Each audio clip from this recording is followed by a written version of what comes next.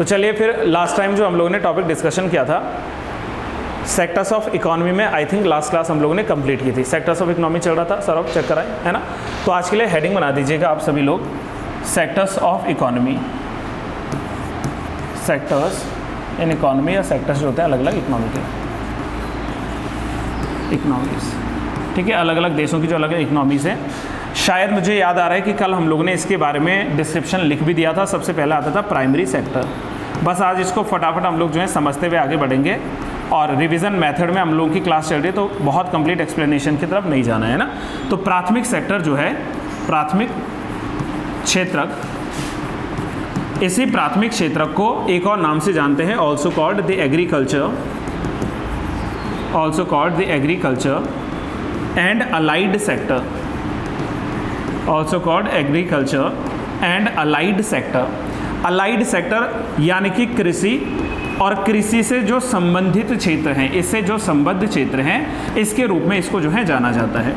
और definition wise अगर हम लोग बात करें कि उस अर्थव्यवस्था का वो कौन सा क्षेत्रक आता है जिस क्षेत्र के भीतर जो है प्राथमिक क्षेत्र को रखा जाए, तो देखो डेफिनेशन वाइज क्या पढ़ा था आप लोगों ने, ये वो क्षेत्र होता है जिसमें कच्चे पदार्थ जो है, मतलब सीधे सीधे हमें नेचर जो है ना, जो हमारा क्या है नेचर है, वातावरण है या प्रकृति है, उससे हमें कच्चे पदार्थ के रूप में यानी कि रॉ मेटेरियल के रूप में जो है प्रोडक्ट्स हमें प्राप्त होते हैं।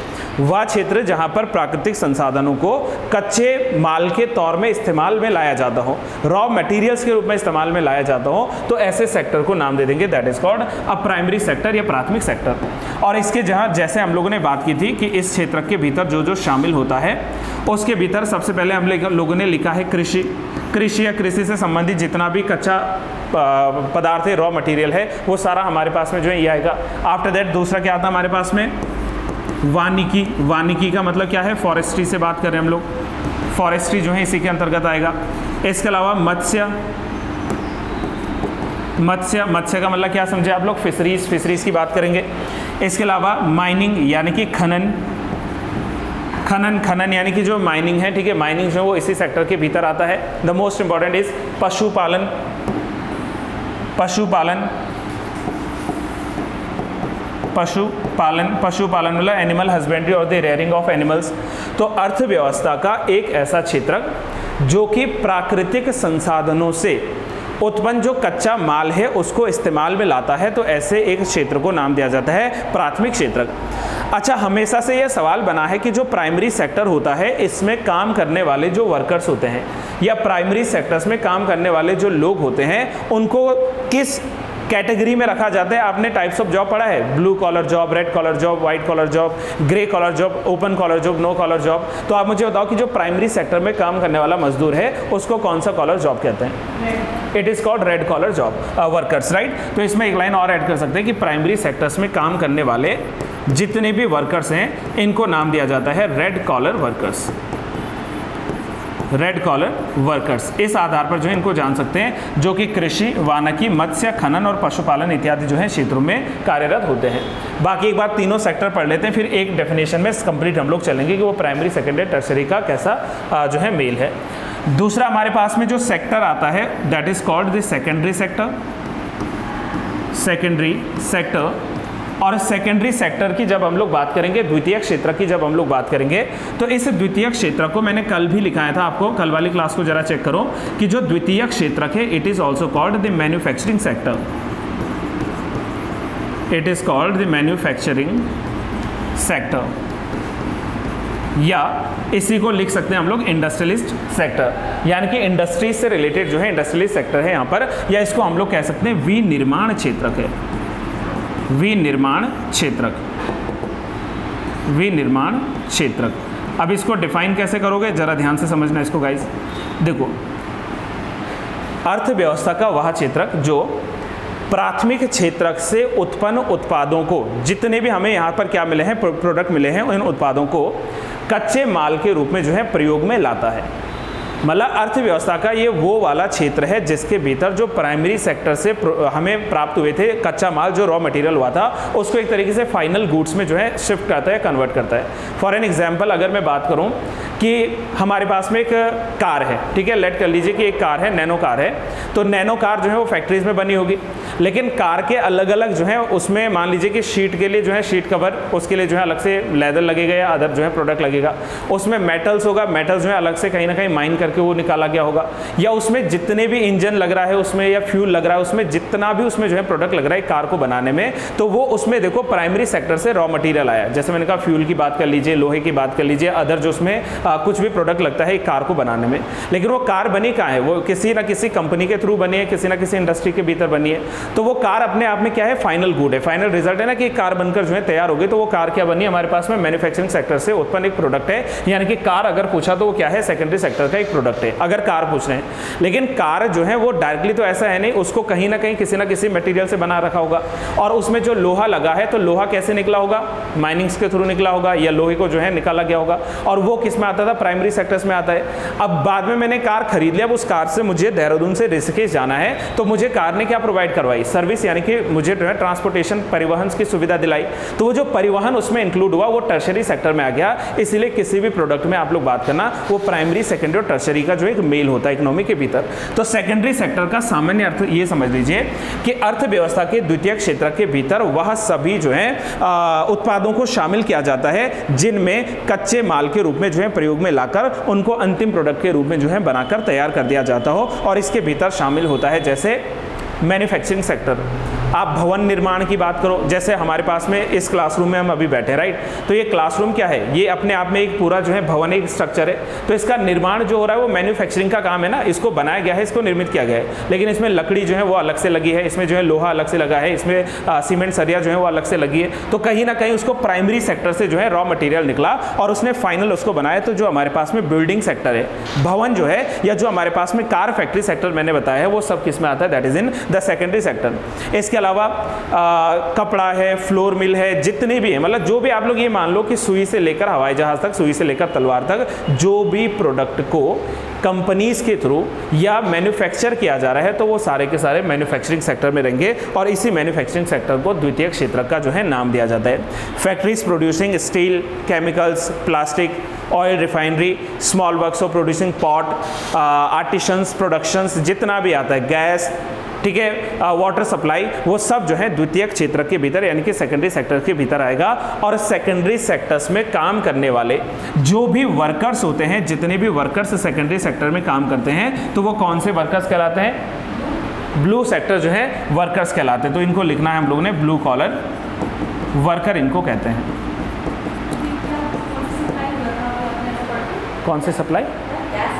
हाँ, जितने भी आते हैं इसमें, चाहे उसमें वाटर सप्लाई की बात करो, ठीक है, जो मतलब मैन्युफैक्चर्ड किया जा रहा है बाई रिफाइनिंग के थ्रू हम लोग बात कर रहे हैं, तो वो सब इसमें आता है। Factories producing steel, chemicals, plastic, oil refinery, ठीक है। आफ्टर दैट जो है small works of producing pot, artisans productions etceteras, वो सब जो है सेकेंडरी सेक्टर के भीतर आता है। चाहे वो निर्माण क्षेत्र है, चाहे वो गैस क्षेत्र है, चाहे वो जलापूर्ति है, चाहे वो इलेक्ट्रिसिटी विद्युत है, वो सारा का सारा जो है द्वितीय क्षेत्र के भीतर आता है, राइट। अंत में आ जाऊँ मैं, चलिए तीसरा हमारे पास में आता है, that is called the tertiary sector, तृतीय क्षेत्र।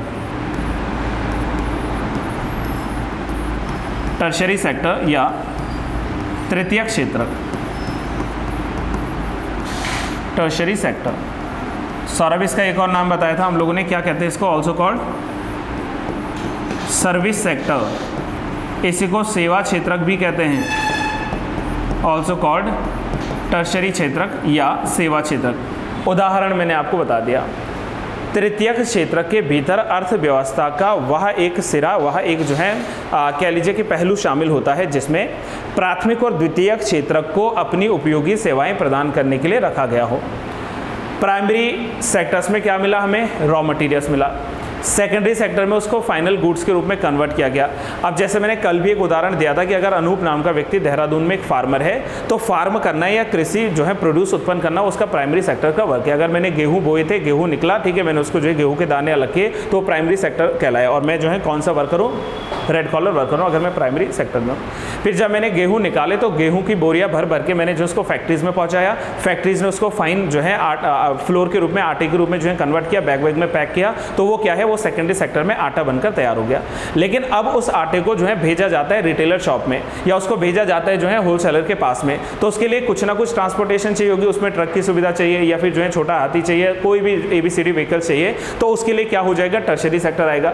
तो मतलब तृतीयक क्षेत्र के जितने भी उत्पाद होते हैं वो प्राथमिक और द्वितीयक क्षेत्र को कंप्लीट करने के लिए प्रयोग में लाए जाते हैं। और इसके लिए मैंने कहा सबसे बड़ा जो उदाहरण है वो उसका जो है ट्रांसपोर्टेशन है। तो तृतीयक क्षेत्र की जहां भी बात करें तो इसके भीतर जुड़ेगा आपका सबसे पहले परिवहन, परिवहन के साथ संचार। मैंने कल भी कहा था कि देहरादून में बैठे बैठे जो है आप लोग दिल्ली, मुंबई या इवन आउटसाइड द कंट्री अगर आप लोगों को USA में बात करनी है, आराम से बैठकर बात कर सकते हो। क्या मिल रहा है उसमें, सर्विस, सेवाएं मिल रही हैं। कम्युनिकेशंस अपने आप में क्या, एक सर्विस, एक सेवा है।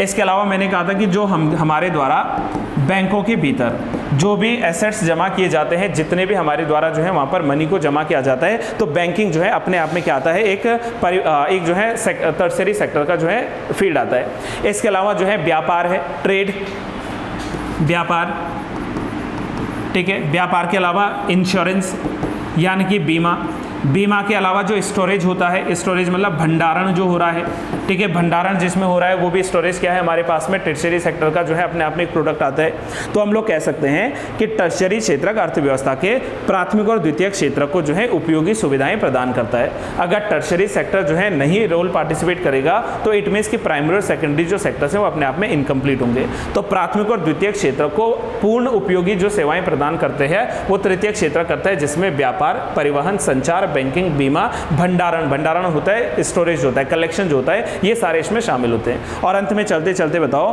कि तृतीय क्षेत्र में काम करने वाले लोगों को क्या कहा जाता है, व्हाइट कॉलर वर्कर्स, राइट। तो इनको कहते हैं हम लोग white collar workers, white collar workers. बाकी अभी मैं बताता हूँ एक दो और कॉलर वर्कर्स कौन कौन से आते हैं, लेकिन जो भी टर्शरी सेक्टर में काम करने वाले लोग हैं वो आते हैं व्हाइट कॉलर वर्कर्स के रूप में। तो ये हमारा जो है तृतीय क्षेत्र जो है शामिल होता है। यहाँ पर को कुछ बात पूछना होगा तो प्लीज़ गो फॉर इट, और अगर नहीं तो फिर अब चतुर्थक सेक्टर में आना। या ये जो टर्शरी सेक्टर था इसी के दो हिस्से हम लोगों ने कल बांटे थे। एक इसमें आया था क्वार्टरनरी और एक इसमें आया था क्विनरी, क्वार्टरनरी एंड क्विनरी, यानी कि चतुर्थक क्षेत्रक और पंचम क्षेत्रक।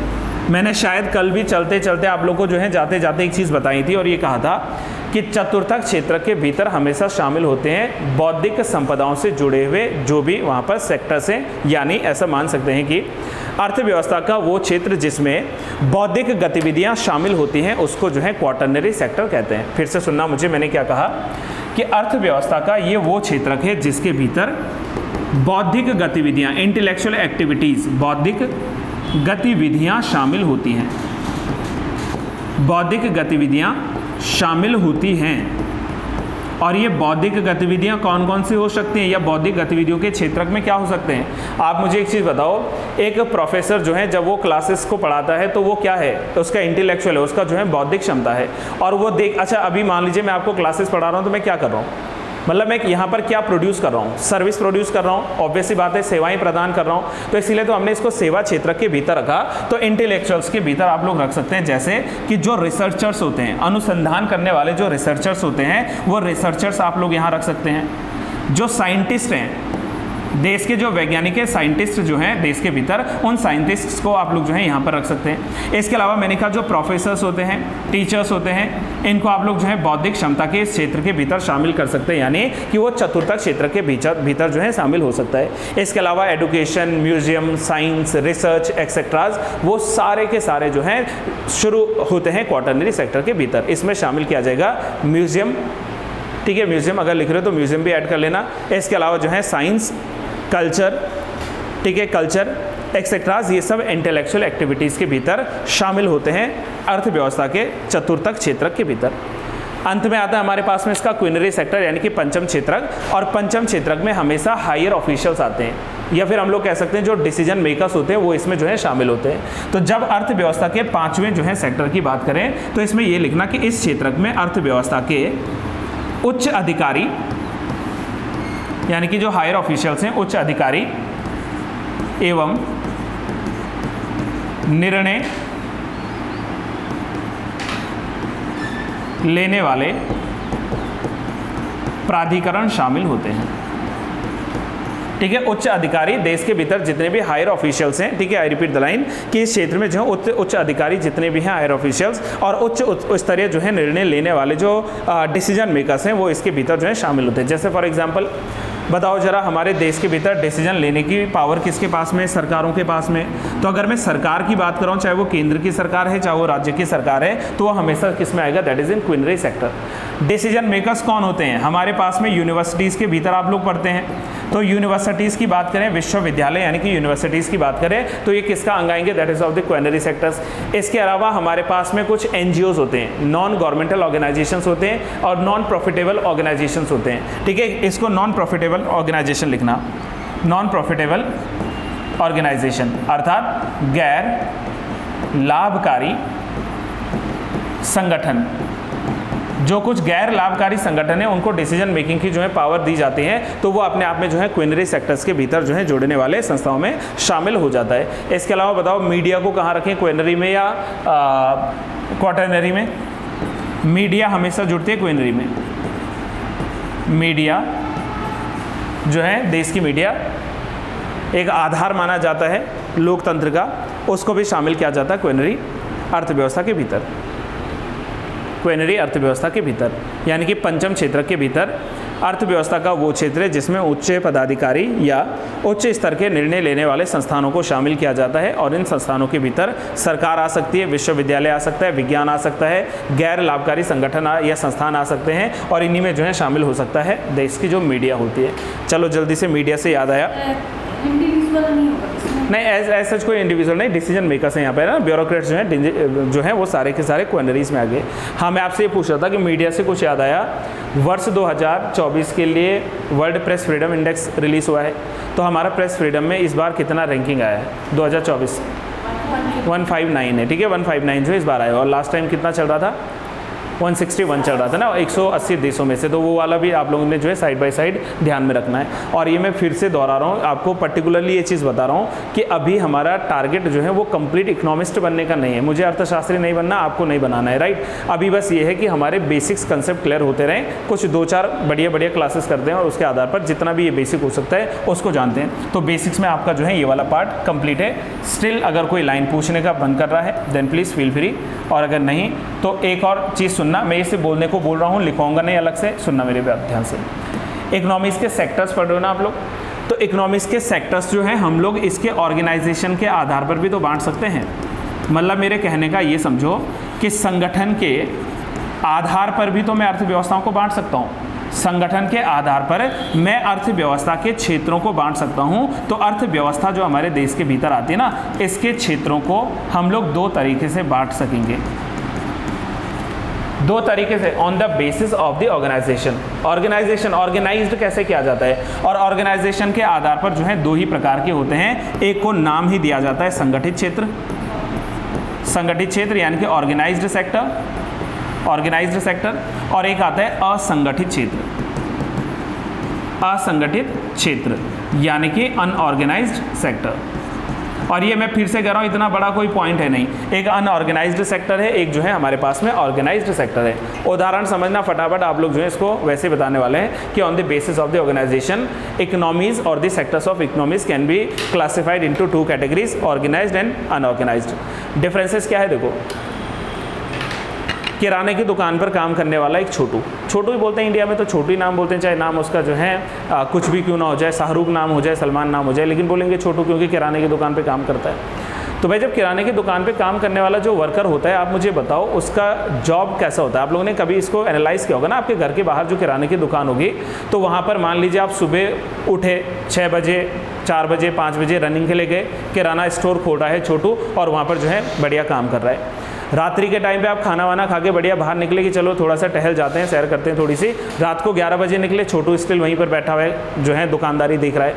क्यों भाई? क्योंकि वो अनऑर्गेनाइज्ड सेक्टर का एक एम्प्लॉय है, और अनऑर्गेनाइज्ड सेक्टर के एम्प्लॉयज़ की पहली जो बात है वो ये है कि उनका कोई फिक्स्ड टाइम नहीं होता है, ड्यूरेशन नहीं होता है जॉब का। नो फिक्स्ड जो है वर्किंग आवर्स, उसका कोई फिक्स वर्किंग आवर नहीं है। हो सकता है कि दिवाली के समय वो रात को 1 बजे तक भी बैठे, और हो सकता है कि सर्दियाँ कपकपाने वाली ज़्यादा है तो वो शाम को 7 बजे दुकान बंद करके जो है चला जाए, मतलब मालिक के कहे अनुसार, right. On the other side अगर मैं क्या हूँ, ऑर्गेनाइज्ड सेक्टर का एम्प्लॉय हूँ, अगर मैं एक सरकारी टीचर होता तो सोचो मैं अभी ये वाली क्लास कर रहा होता, नहीं अभी तक तो मेरी छुट्टी हो जाती, बढ़िया घर में बैठा रहता अगर मैं सरकारी टीचर होता। लेकिन मैं कौन से सेक्टर में हूँ, अनऑर्गेनाइज्ड सेक्टर में हूँ, दैट इज वाई मेरा कोई वर्किंग आवर नहीं है, मेरा कोई जो है एज सच फिक्स्ड सैलरी नहीं है, कोई पेड लीव नहीं मिलेगी। ऑर्गेनाइज्ड सेक्टर में हमेशा छुट्टी भी होती है तो पेड लीव होता है। कोरोना काल की बात करो, जो हमारे गवर्नमेंट एम्प्लॉयज़ थे उनको जो है सरकार ने बोला कि भाई कुछ समय तक घर पे रहिए, वर्क फ्रॉम होम करिए, या मतलब नहीं उनको जाना था ऑफिस के लिए, लेकिन स्टिल उनको पे किया गया है, राइट। तो उनका जो लीव होता है वो कैसा होता है, पेड लीव होता है। अनऑर्गेनाइज में छोटू अगर 3 दिन की छुट्टी कर देगा तो छोटू की 3 दिन की सैलरी कट जाएगी। तो अब देखो ये कोई इतना बड़ा कोई पॉइंट है नहीं कि आप इसके लिए परेशान हो, मैं फिर दोहरा रहा हूँ। लेकिन ये इकोनॉमिक के सेक्टर्स के भीतर 2 शामिल होते हैं, एक होता है ऑर्गेनाइज्ड और एक होता है अनऑर्गेनाइज्ड। ऑर्गेनाइज्ड में सबसे पहली बात है कि रजिस्टर्ड होते हैं, अनऑर्गेनाइज्ड जो है नॉन रजिस्टर्ड होते हैं। ऑर्गेनाइज्ड में जो है एक लिमिट आर होता है वर्किंग, अनऑर्गेनाइज्ड में जो है कोई ऐसा फिक्स जो है आर नहीं होता है। अनऑर्गेनाइज्ड सेक्टर में जो है एक मिनिमम वेज होती है, मिनिमम वेज समझते ना, मिनिमम सैलरी। मिनिमम सैलरी मतलब सरकार ने फिक्स किया कि भाई अगर कोई टीचर बनेगा तो उसको 50,000, 60,000, 70,000 मिलनी है। लेकिन अनऑर्गेनाइज्ड सेक्टर में कोई ऐसा मिनिमम वेज का कंसेप्ट है नहीं। अगर मालिक को लगा कि अच्छी कमाई हो रही है तो चलो लो जी पकड़ो 10-15,000, नहीं चल रहा है से तो चलो भाई 5-4 हज़ार में ही निपटा दीजिए, तो वो अनऑर्गेनाइज्ड सेक्टर है। मेरी बात समझना, आई होप सो कि आप जो है ये बातों को समझ रहे हैं। इसके अलावा काम करने की मानवोचित दशाएं मिलती हैं ऑर्गेनाइज्ड सेक्टर में। अनऑर्गेनाइज्ड सेक्टर में ऐसा कोई नहीं कि आपको ह्यूमन कंडीशंस प्रोवाइड करवाई जाएं, है ना। छोटू के क्या हाल है क्या नहीं है, बीमार भी पड़ा है छोटू, सर दर्द भी हो रहा है, मालिक डांटेगा कि नहीं भाई छोटू आना पड़ेगा वरना मेरी दुकानदारी खराब हो जाएगी। लेकिन जो है गवर्नमेंट सेक्टर में ऐसा नहीं है, तो मतलब ह्यूमन कंडीशंस का थोड़ा लैक हम लोग देख सकते हैं। तो ये हमेशा याद रखना कि अर्थव्यवस्था के भीतर ऑर्गेनाइज्ड और अनऑर्गेनाइज्ड जो है 2 सेक्टर्स यहाँ पर शामिल होते हैं। पूछना है कुछ बता दीजिए, अन्यथा ये बस एक बेसिक आपको दिमाग में बात डालनी थी, वो वाला कंसेप्ट है।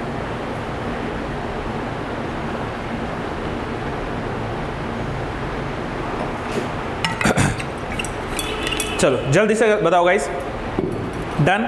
अब आते हैं जरा आपको एक नए टॉपिक की तरफ लेकर। सर जो अभी तक हम लोग इकोनॉमीज़ के सेक्टर्स पढ़ रहे थे, या हम लोग जो है टाइप्स ऑफ इकोनॉमीज़ पढ़ रहे थे, जिनमें सोशलिस्टिक इकोनॉमी पढ़ा, कैपिटलिस्टिक इकोनॉमी पढ़ा, मिक्स्ड इकोनॉमी पढ़ा, इवन चलो वो छोड़ो, डेवलपमेंट के आधार पर, लेवल ऑफ डेवलपमेंट के आधार पर एक जो है डेवलप्ड कंट्री, एक अनडेवलप्ड कंट्री और एक जो है डेवलपिंग कंट्री है। इन सबको जो है ना वर्ष 2019 में वर्ल्ड बैंक ने कहा कि इन वाले सेक्टर्स को, किसको, ऑर्गेनाइज्ड डेवलप्ड, अनडेवलप्ड या डेवलपिंग या लीस्ट डेवलप्ड, इसको हटाओ। वर्ल्ड बैंक ने 2019 में कहा इसको हटाओ, और 2019 में जो है वर्ल्ड बैंक ने इसके लिए एक नई क्लासिफिकेशन दी। इसीलिए मैं यहाँ पर एक हेडिंग बना रहा हूँ विच इज़ वेरी इंपॉर्टेंट। ठीक है, हम इंडिया को भी जानेंगे कि किसके भीतर है, और हेडिंग ऐसे बनाना कि types of economies according to the World Bank. Types of economies according to the World Bank. विश्व बैंक के अनुसार, विश्व बैंक के अनुसार अर्थव्यवस्थाओं के प्रकार। अच्छा, इसी के ब्रैकेट में मैं लिख रहा हूं दैट इज जो डेवलपिंग, डेवलप्ड और अनडेवलप्ड कंट्रीज का जो कंसेप्ट था इसका अबॉलिशन। मतलब बाकी तो चल रहा है, देखो मिक्स्ड इकोनॉमी और वो बाकी इकोनॉमी तो है, लेकिन विकसित और विकासशील देशों की जो श्रेणियां बनी थी ना उसको समाप्त कर दिया गया था 2019 में। तो विकसित और विकासशील देशों की जो है श्रेणियों को खत्म करने के बाद वर्ल्ड बैंक जो है इसने अपना एक नया क्लासिफिकेशन दिया था, और वर्ल्ड बैंक के इस क्लासिफिकेशन के अनुसार विश्व भर में जितनी भी इकोनॉमीज हैं उन इकोनॉमीज को बांटा गया है 4 प्रमुख आधारों पर। आई रिपीट द लाइन कि इन 2019 world bank abolished the classification of economies on the basis of the level of development and they introduced 4 new economies या types of economies, right? अब इनमें जो सबसे पहली टाइप ऑफ इकोनॉमीज आती है उसको कहते हैं हम लोग निम्न आय वर्ग वाली अर्थव्यवस्थाएं। क्या कहा हम लोगों ने इसको, हिंदी इंग्लिश दोनों में समझना, निम्न आय वर्ग की अर्थव्यवस्थाएं, अर्थव्यवस्थाएं, economies with low income economies, ऐसे लिख लेते हैं, low income economies. Low income economies, यानी कि वो सारे देश जिनकी अर्थव्यवस्थाएं क्या हैं, वो क्या है, कम आय कमाते हैं या लो इनकम जो है इकोनॉमीज के रूप में इनको जान सकते हैं। अच्छा गाइस, सोच समझकर मुझे एक बार इसका आंसर करने का प्रयास कीजिएगा, ठीक है। लो इनकम जो कंट्रीज हैं, क्लासिफिकेशन कौन दे रहा है, वर्ल्ड बैंक दे रहा है। तो इसको कैसे बांटा गया होगा, रुपीज़ में, डॉलर्स में, ऑब्वियसली डॉलर्स में, क्योंकि भाई वर्ल्ड बैंक क्या करता है, विश्व भर की करेंसीज को ध्यान में रखेगा, और विश्व भर में मोस्ट एक्सेप्टेबल अगर करेंसी की बात करें तो हमारे पास में डॉलर आता है, हर देश में लगभग जो है एक्सेप्टेबल है। तो इस आधार पर इन्होंने क्या कर दिया, निम्न आय वर्ग वाले जो है देशों की श्रेणियां अलग की, और इसमें लिखा कि एक ऐसा देश जिसमें प्रति व्यक्ति आय जो है वो $1046 से कम है। मेरी बात समझना, क्या कहा मैंने, that is national income less than 1046 US dollar, या सीधे सीधे डॉलर बना दीजिए आप लोग। अगर इससे कम है तो समझ लो कि वो देश कैसे हैं, वो हैं निम्न आय वर्ग वाले देश। फिर समझो, लो इनकम इकोनॉमीज क्या है, लो इनकम जो है कंट्रीज क्या हैं, एक ऐसा देश जहां पर प्रति व्यक्ति आय, नेशनल इनकम, अच्छा प्रति व्यक्ति आय लिखना ना, नेशनल इनकम कैसे हो जाएगी, पर कैपिटा इनकम, जिनकी पर कैपिटा इनकम जो है प्रति व्यक्ति आय, पर कैपिटा इनकम ये लेस देन कितना है, $1046 है। अब अभी अगर आप इसके साथ में पैसे का कैलकुलेशन करेंगे तो अभी क्या चल रहा है डॉलर में रुपया, चेक करा आप लोगों ने, 78 79 के आसपास चल रहा होगा ना, तो उसको आप लोग मल्टीप्लाई कर दीजिएगा, ठीक है, चेक कर लेना, और जितना भी आएगा तो उतनी जो है कम से कम रुपीज़ में, लेकिन मुझे रुपीज़ में नहीं बताना क्योंकि वर्ल्ड बैंक का क्लासिफिकेशन है, और वर्ल्ड बैंक ने ये साफ जाहिर करा है कि जिन देशों में प्रति व्यक्ति आय $1046 से कम होती है वह जो है निम्न आय वाले देश कहलाते हैं, या उन देशों की अर्थव्यवस्थाएं निम्न आय वाली जो है अर्थव्यवस्था कहलाती है। कितना चल रहा डॉलर, नहीं देखा, ठीक है। चलिए, तो पहला क्या है हमारे पास में, निम्न आय वर्ग के देश, यानी कि जिस देश में प्रति व्यक्ति आय जो है वो कितना है, $1046 से कम है। लेस देन लिखा हुआ मैंने, ध्यान से शब्दों को देखना, ठीक है, लेस देन लिखा। दूसरा आता है हमारे पास में low middle income countries, low middle income countries, low middle income countries या इकोनॉमीज, कंट्रीज इकोनॉमीज लिख सकते हैं, ठीक है। लो मिडिल है यानी कि निम्न मध्यम आय वाली अर्थव्यवस्थाएं, निम्न मध्यम आय वाली अर्थव्यवस्थाएं मतलब एक ऐसी अर्थव्यवस्था जिसने सालाना जो है पर कैपिटा इनकम 1046 से लेकर लगभग 4095 जो है डॉलर के बीच में है। आई रिपीट द लाइन, 1046 से लेकर 4095 per capita income in between,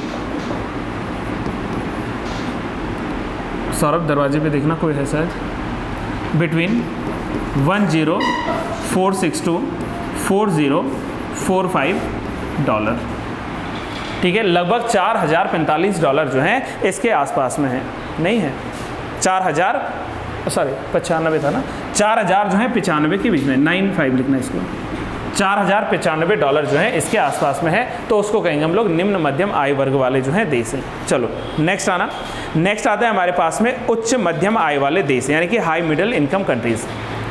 उच्च मध्यम आय वाले देश, हाई मिडिल इनकम कंट्रीज। फिर देखो यहाँ कहाँ से शुरुआत हो जाएगी, 4095 यूनाइटेड स्टेट्स का जो डॉलर है, तो $4095 से लेकर लगभग जो है $12,695 के बीच, $12,695 के बीच, $12,695 के बीच अगर किसी देश में जो है पर कैपिटा इनकम है। अब ऐसा याद रखना कि आप लोग PCI लिख रहे हैं, पर कैपिटा इनकम लिख रहे हैं, per capita income between $4095 to $12,695, $12,695 के बीच, तो वो कहलाएंगे आपकी दैट इज उच्च मध्यम आय वाले देश। और लास्ट में आते हैं हमारे पास में उच्च आय वाले देश या अर्थव्यवस्थाएं, in English we can say that high income economies या कंट्रीज। और यहाँ कुछ नया लॉजिक काम करेगा नहीं, वेरी सिंपल, मोर देन $12,695। अगर जो है कहीं पर 12,695 से ज़्यादा आय वाले जो है देश कार्य कर रहे हों तो समझ आना कि वो किस में शामिल हो जाएंगे, दैट इज इन यस उच्च आय वाले जो है देश हैं। अब सवाल बनता है कि इनमें से भारत किसका अंग है, भारत जो है कौन से वाले देशों की सूची में आता है। तो मैं आपको नए आंकड़ों के हिसाब से बता देता हूँ कि भारत की जो पर कैपिटा इनकम है ना, हमारी जो पर कैपिटा इनकम है वो लगभग है $2257 के आसपास, $2257 के आसपास अभी हमारी जो है पर कैपिटा इनकम वर्तमान में चल रही है। अब जब मैंने आपको जो है बताया है कि लगभग 2200 के आसपास है, तो इसमें हमें कहाँ 2200 नज़र आ रहा है, चेक करो जल्दी से। किसी में नहीं, थर्ड में या सेकंड में?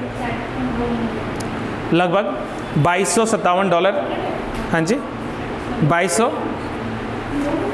हाँ, हम लो मिडिल इनकम कंट्रीज़ में आते हैं, निम्न मध्यम आय वाले जो हैं श्रेणी में आते हैं। भारत जो है वो निम्न मध्यम आय वर्ग वाली श्रेणी में है ना।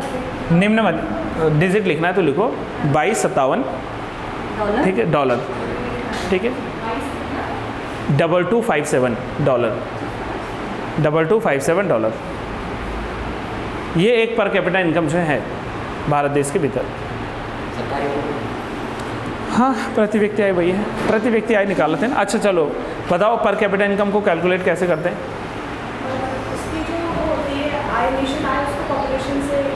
टोटल नेशनल इनकम जो है उसको क्या करेंगे, पॉपुलेशन जो है उससे डिवाइड कर देंगे, जितना भी निकल कर आएगा वो हमारी पर कैपिटा इनकम या प्रति व्यक्ति आय जो है शामिल हो जाएगी। और विश्व बैंक ने अपने नए आंकड़ों के अनुसार यही कहा है कि देश के भीतर कैसे जो है पर कैपिटा इनकम आती है। अब मुझे ये बताओ, आप लोग एक होमवर्क दे रहा हूँ, खुद से कर लोगे। टाइप्स ऑफ जॉब आप लोग खुद कर लोगे, क्योंकि 3 तो आपने पढ़ लिए, white collar job, blue collar job and red collar job. इसके अलावा भी तो कॉलर जॉब होती है, यह मैं करवा दूँ फटाफट आपको, लिखवाऊँ जल्दी से। चलो तो एक छोटी हेडिंग बनाओ, 1 लाइनर, ठीक है। टाइप्स ऑफ जॉब्स, क्या चीज़?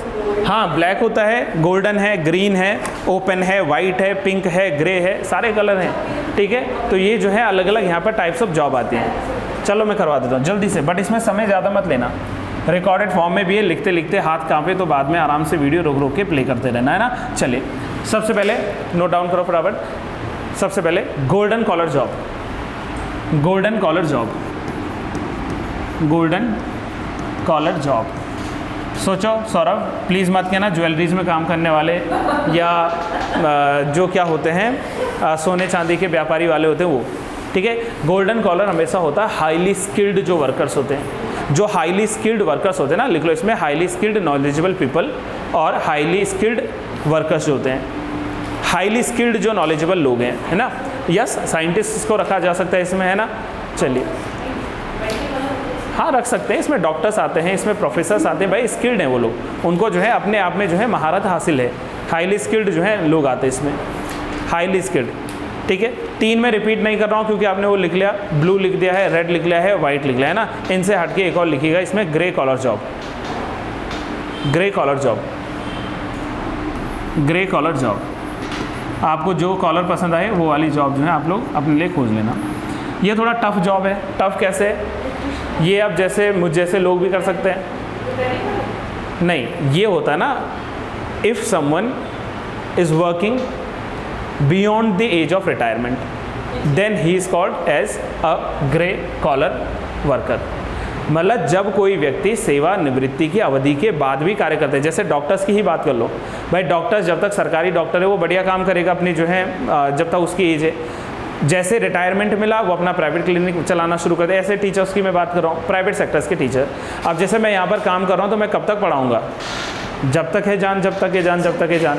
बात तो सिंपल सा कंसेप्ट है कि भाई अगर मेरा पढ़ाया हुआ लोगों को समझ में आ रहा है तो मैं क्या 60 हो जाऊँ, 65 हो जाऊँ, 67 हो जाऊँ, जब तक मतलब क्षमता है खड़े होने की, जब तक क्षमता है पढ़ाने की, जब तक क्षमता मैं पढ़ाता रहूँगा। तो वहाँ पर क्या आते हैं, अगर प्रॉपर लाइन लिख रहे हो तो लाइन इसमें लिख लेना, ग्रे कॉलर जॉब का मतलब होता है that is who work beyond the age of retirement.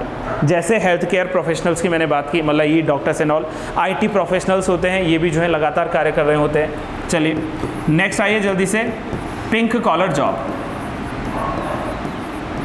Pink collar job, सोचो सौरभ, है pink collar job, hospitality, okay. और चलिए एक्चुअली इसमें कंसेप्ट ये है, who are employed in a low paid job. कम आय वाली जो नौकरियां करने में जो वर्कर्स होते हैं उनको हम लोग लिखते हैं that is pink collar job. फिर से दोहरा दे रहा हूँ इसको, ठीक है, इंग्लिश में लिख रहा है अगर कोई, who are employed in low paid job like जैसे क्या, मान लीजिए कि कोई अच्छा खासा होटल चल रहा है, बहुत बढ़िया कोचिंग इंस्टीट्यूशन चल रहा है, स्टिल जो वहाँ पर रिसेप्शनिस्ट होंगे उनकी इनकम कंपैरेटिवली देखें तो लो रहेगी। ऐसा नहीं कह रहा कि बिल्कुल लो है, ऐसा नहीं है, आज के टाइम पे हर किसी की इनकम जो है बढ़िया अच्छी खासी मिलती है, लेकिन कंपैरेटिव अगर देखें, तुलनात्मक ढंग से देखें तो इनकी जो है इनकम कम होती है। जैसे लाइब्रेरियंस होते हैं, लाइब्रेरियंस की इनकम थोड़ी ना इतनी बहुत सारी होगी, या जो है रिसेप्शनिस्ट होते हैं इनकी इनकम बहुत थोड़ी ना मतलब इतनी सारी थोड़ी ना होगी। ये उदाहरण मैं इसलिए दे रहा हूँ क्योंकि अगर बाद में मेरे लाइब्रेरियन और रिसेप्शनिस्ट इस वीडियो को देखेंगे तो उनको बता रहा हूँ भाई आपकी सैलरी में ठीक ठाक दे रहा हूँ, पिंक कॉलर जॉब है ना, आप बाद में क्लेम मत कर देना कि हमारी सैलरी बहुत कम आ रही है। हाँ आ सकते हैं बिल्कुल, उनकी भी जो है लो पेड होती है उसमें पिंक कॉलर जॉब के भीतर है ना, तो इसलिए जो है ये यहाँ पर लो पेड वर्कर्स जो होते हैं उनको पिंक कॉलर जॉब जो है कहते हैं। चलिए नर्स थोड़ा स्किल्ड है ना, वो स्किल्ड है, उनको नहीं रखना है इसमें, ठीक है। चलिए नेक्स्ट आना ग्रीन कॉलर जॉब। चलिए नेक्स्ट लिखिए जल्दी से, ग्रीन कॉलर जॉब। अच्छा नाम में ही क्लियर हो रहा है, बताओ ग्रीन कॉलर जॉब कौन होंगे, सोचो, थिंक। ऑब्वियस सी बात है, बिल्कुल राइट है, सही जो है आपने बिल्कुल इसको बताया है। People employed in alternative energy sources, employed in alternative energy sources like Greenpeace, WWF, solar panel या such as Greenpeace association, ये संगठन है ना ग्रीन पीस कॉमा WWF क्या है full form, world wide fund for nature है ना, तो जो WWF है, सोलर पैनल्स इत्यादि एक्सेट्रास। अब ये सौरभ बता रहे हैं मुझे। फॉरेस्ट गार्ड की बात करेंगे तो वो भाई सरकारी एम्प्लॉयज़ हैं है ना, लेकिन वो ग्रीन इन्वायरमेंट के लिए काम कर सकते, कह सकते हैं उनको एक तरीके से ग्रीन कॉलर जो है जॉब वो लोग कर रहे हैं, ठीक है, एनवायरमेंट को प्रोटेक्ट करने का कार्य कर रहे हैं, तो ये बिल्कुल सही जो है गैस कर किया जा सकता है। अगला लिखना ब्लैक कॉलर जॉब। अब बताना मुझे क्या होती है ब्लैक कॉलर जॉब। देखो यस ये सही है, जो ऑयल रिफाइनरीज में, जो माइनिंग्स में जो है कार्य कर रहे हैं उन सबको जो है हम लोग नाम देंगे कि इनको जो है ब्लैक कॉलर जॉब के नाम से जाना जाए। तो आप लोग लिख सकते हैं वर्कर्स इन द माइनिंग और द ऑयल इंडस्ट्री, इसको ऊपर करना थोड़ा, workers in the mining and oil industry, workers रहने तो कुछ नहीं छेड़ेंगे आपको, वर्कर्स इन माइनिंग और द ऑयल इंडस्ट्री। एक और आना open collar job, open collar job, black के बाद ओपन कॉलर मैंने बहुत किया है कोरोना काल में, आज भी कई लोग इस जॉब को कर रहे हैं, बताओ। यस नाइस गुड नाइस, नहीं ऑनलाइन मतलब workers who are working from home via internet, ठीक है, workers working from home via internet, तो उनको कहते हैं ओपन कॉलर जॉब। घर बैठे बैठे बढ़िया जो है क्लासेस चल रही हैं, तो वो वाला जो है हमारे पास में ओपन कॉलर जॉब का हिस्सा आएगा। एक और लिखना, वाइट कॉलर लिख दिया है, चेक करो, डन। चलिए एक और आओ, orange collar job, orange collar job, orange collar job. सोचो ज़रा, अगर आप लोगों ने कुछ हॉलीवुड मूवीज़ देखी हैं उसमें जितने भी कैदी दिखाते हैं ना, फास्ट एंड फ्यूरियस याद आ रही है मुझे, तो जितने भी कैदी दिखाते हैं उनका जो ड्रेस होता है ना वो थोड़ा ऑरेंज कलर का होता है, कुछ ऐसा याद आ रहा है। जैसे हॉलीवुड की मूवीज़ में अगर कोई प्रिजनर है तो प्रिजनर के लिए जो है ऑरेंज कलर का जो है सूट इस तरीके से मतलब उनका ड्रेसअप होता है, वही है। इनको लिख सकते हैं, शॉर्ट लिख लो, इम्प्रिजन्ड जो है या प्रिजन लेबरर्स, प्रिजन लेबरर्स जो मतलब प्रिजन में है, काम कर रहे हैं, उन प्रिजन लेबरर्स को जो है कहा जाता है ऑरेंज कॉलर जॉब। और लास्ट में बहुत हो गई कॉलर, अब लास्ट करो इसको, no collar job, no collar job नहीं। कुछ लोग क्या करते हैं ना, वो अपने पैशन के लिए वर्क करते हैं, मतलब उनका प्रायर मोटिव जो है कहीं से इनकम लाना नहीं है, बस अपना पैशन है, लेकिन वो पैशन उनका जो है इनकम का सोर्स बन सकता है। जैसे आर्टिशंस होते हैं, कई मान लीजिए कि कोई अच्छा जो है चित्रकार है, तो वो क्या करता है कि वो अपने आप से फोटोग्राफी का बढ़िया काम कर रहा है, किसी से कोई पैसा नहीं कि मैम आप अच्छे दिख रहे हो, आप थोड़ा बैठे रहेंगे, मैं आपका एक स्केच बनाना चाह रहा हूँ, ठीक है, वो उसका प्रोफेशन है, वो जॉब है, उसका काम कर रहा है वो, ठीक है, स्केच बना रहा है, लेकिन वो जो है बिना किसी पेमेंट के बना रहा है। तो मतलब जो अपने पैशन को फॉलो करने के लिए वर्क करता है उसको हम लोग नाम देते हैं that is no collar job, लेकिन वो उसका पैशन जो है उसका इनकम का सोर्स बन सकता है। मेरी बात समझो ध्यान से, आर्टिस्ट जो होते हैं, इसको प्रॉपर ऐसे लिखो कि आर्टिस्ट artists and who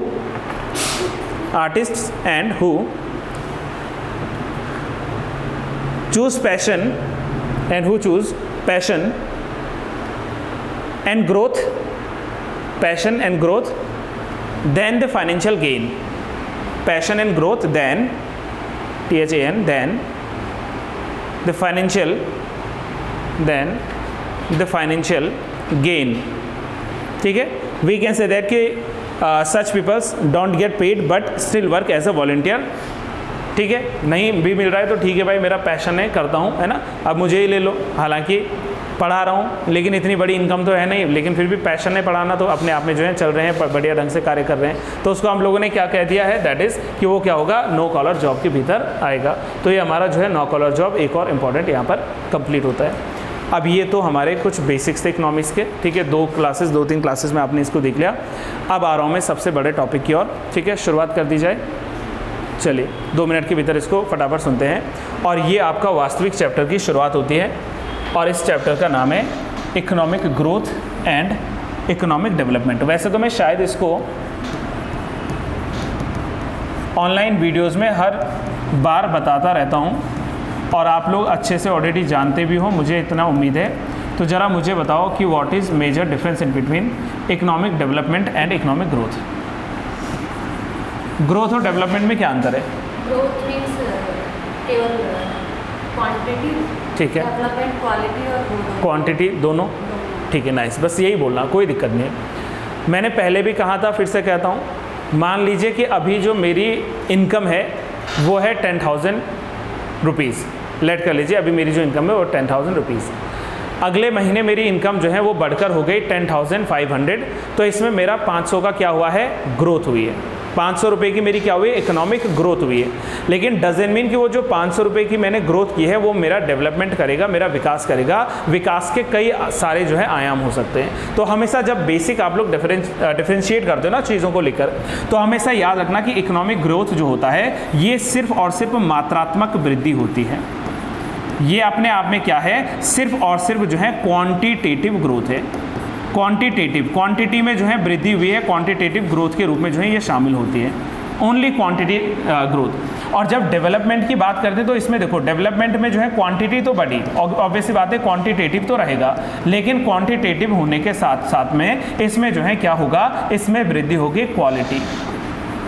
तो qualitative as well as quantitative, यानी कि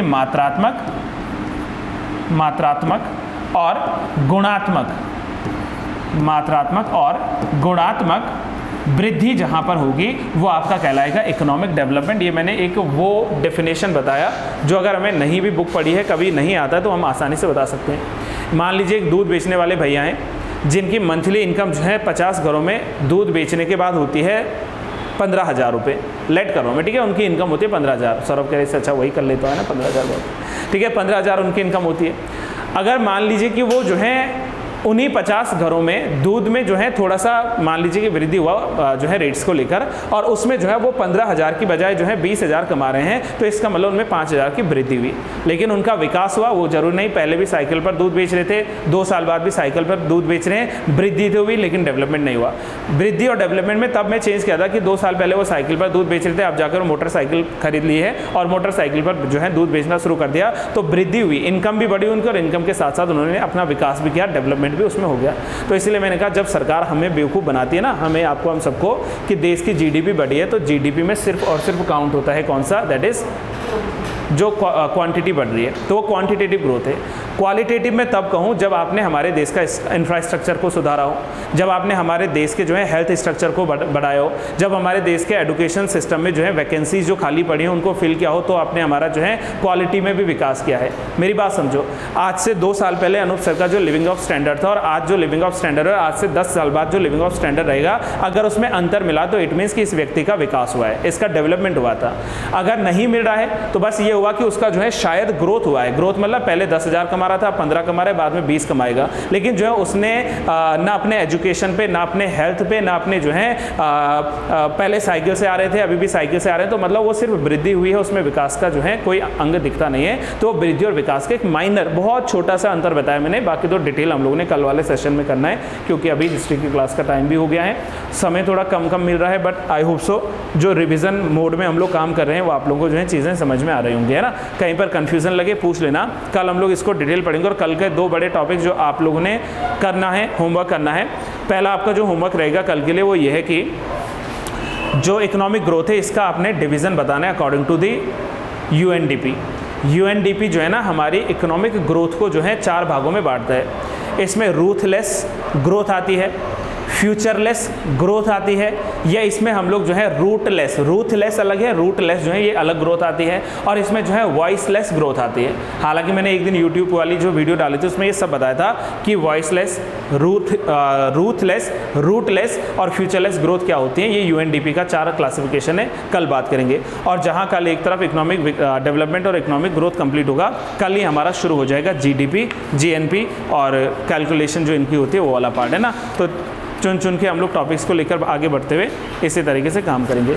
कुछ और बातें शेयर करनी है, साझा करनी है, पूछने दें, please go for it. Sir जैसे डेवलपमेंट कोई कंजूसी में भी नहीं करता है ना? नहीं, वो तो जब अलग चीज़ है ना, फिर भी विकास कहाँ से होगा? जो अति कंजूस है उसका विकास कहाँ हुआ? उसकी सिर्फ पैसा जमा होता रहा, बाकी ना सोशल डेवलपमेंट हुआ, ना फिजिकल डेवलपमेंट हुआ, ना मेंटल डेवलपमेंट हुआ। डेवलपमेंट के नाम पे शून्य है वो, है ना।